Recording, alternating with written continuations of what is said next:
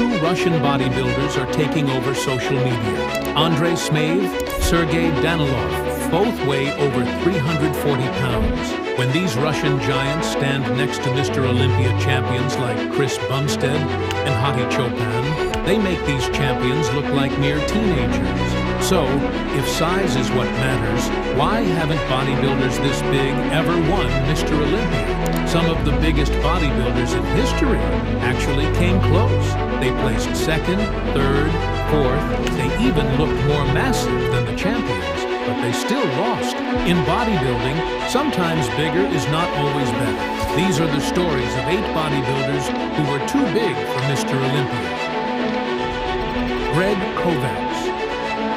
Greg Kovacs was the biggest bodybuilder who ever lived. He stood 6 feet 4 inches tall and weighed an unbelievable 420 pounds, about the weight of a full-grown male lion. His arms measured an astonishing 27 inches around. His chest stretched 70 inches across.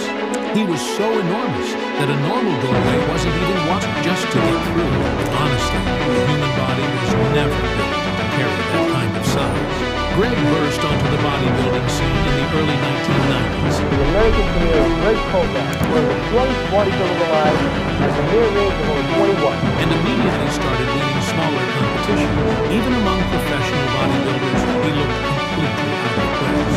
Judges had never dealt with anything like it before. Then came 2004.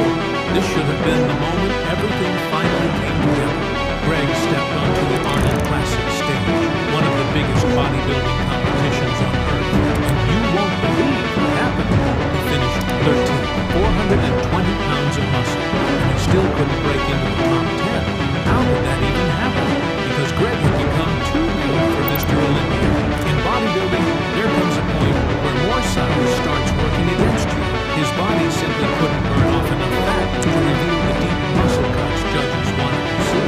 Under the bright stage lights, he looked less defined than competitors who were much smaller than he was. Greg fought his own body with everything he had. He ate less. He trained longer. He added more cardio.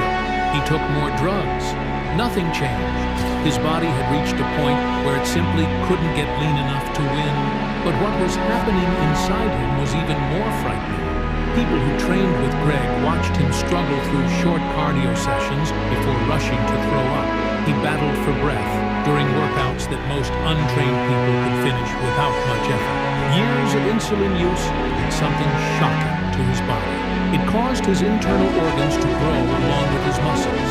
As those organs expanded, they pushed outward because there simply wasn't enough room left inside his body. And all that extra size came with a brutal price.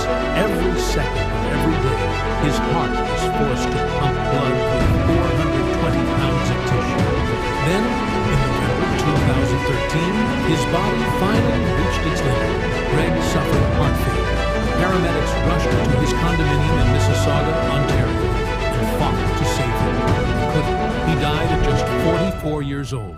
He spent his entire life chasing size. In the end, the very thing that made Greg Kovacs famous became the thing that killed him. Nasser El Sonbati. Nasser never even wanted to become a bodybuilder in the first place. Growing up in Germany, he loved soccer. In fact, he used to say he thought bodybuilders looked ugly. One day after a match, he walked into a small gym with a friend, planning to do a few leg exercises to help his game. That thing nobody else did. He told him, "You can be the greatest bodybuilder in the world." Nasser believed him. Within 2 years, he was competing. A few years after that, he was over 300 pounds of muscle. People started calling him the professor. He spoke 7 languages, held university degrees in history, political science, and sociology. He often wore round glasses through brutal workouts, looking more like a quiet professor than a 420-pound mass monster. By 1997, Nasser had built one of the biggest physiques bodybuilding had ever seen. He stepped onto the Mr. Olympia stage against the defending champion, Dorian Yates, who was chasing his 6th straight title. Then came the results. Dorian won. Nasser finished second. Nasser was furious. He strongly believed he should have won.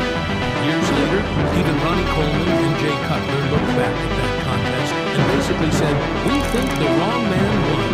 Nasser never got over it. Years after retiring, he was still openly accusing judges of stealing the first position from him. He called the sport evil and corrupt. Now, here's the real reason Nasser never won Mr. Olympia. He was simply too big. At around 315 pounds in the off-season, his body couldn't lose enough fat to reach the level of conditioning the judges demanded. Even at 300 pounds, he still had visible abs, which is almost unheard of. But at the Olympia, visible abs aren't enough. Every part of your body has to be razor lean. Your glutes, your lower back, your hamstrings, every muscle has to be fully defined. On March 20th, 2013, Nasser El Sonbati died in his sleep during a visit to Egypt. He was just 47 years old. Years of extreme bodybuilding and heavy steroid use had destroyed his kidneys and severely damaged his heart. He was too big for Mr. Olympia, too big to get lean enough to win, and eventually too big to stay alive. Marcus Rule. Bodybuilding wasn't